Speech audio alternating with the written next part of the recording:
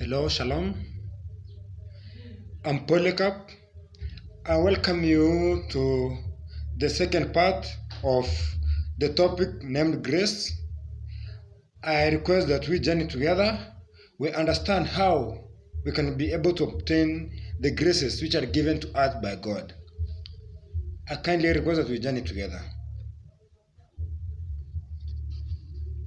Shalom. Now let's journey together. In the last time that we met, we were talking about grace.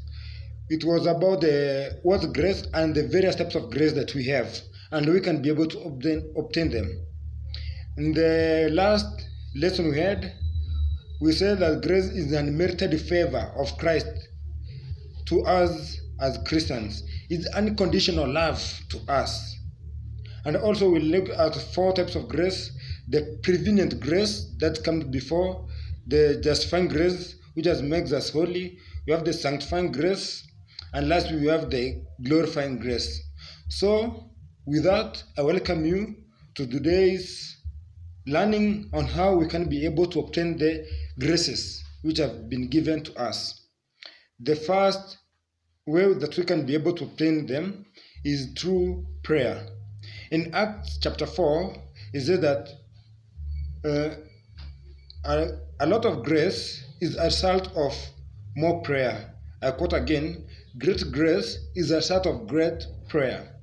When we are able to pray, the more the graces that we receive from God to us as Christians. And also from the life of the apostles, and in particular Peter. Peter was prayerful, and John and the others, they actually used to pray at the 9th hour of the day.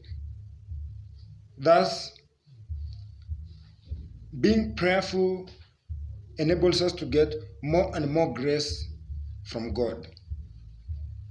The second way we can be able to obtain grace is love God and do His will. That's Genesis 39:4. Joseph found favor from God.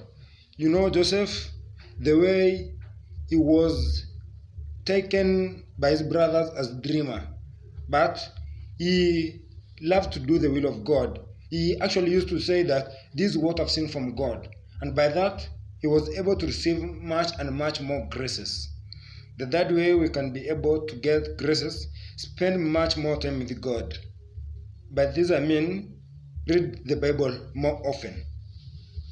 By studying the Bible, we get many other hidden things which are there in the Bible, which you literally don't know.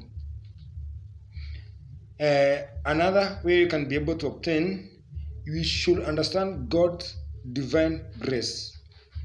Divine from God is divine. Understanding the way we receive His divine blessings, we can be able to obtain graces like that. Also, we are called to receive Eucharist regularly. That is, but to receive when fully prepared. You should not receive it in a state of a mortal sin.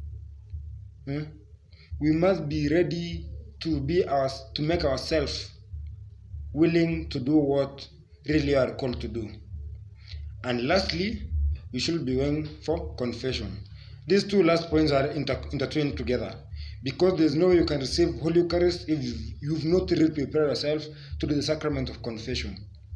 So, with this around 5-6 points, I assure you that you can be able to obtain many other more graces. I thank you. Kindly keep subscribing, share the link. Help me spread out this news to others. Keep touch, and ensure you touch the bell so that any other time that I post a video, you will be able to get a notification about the same. Regards. Thank you.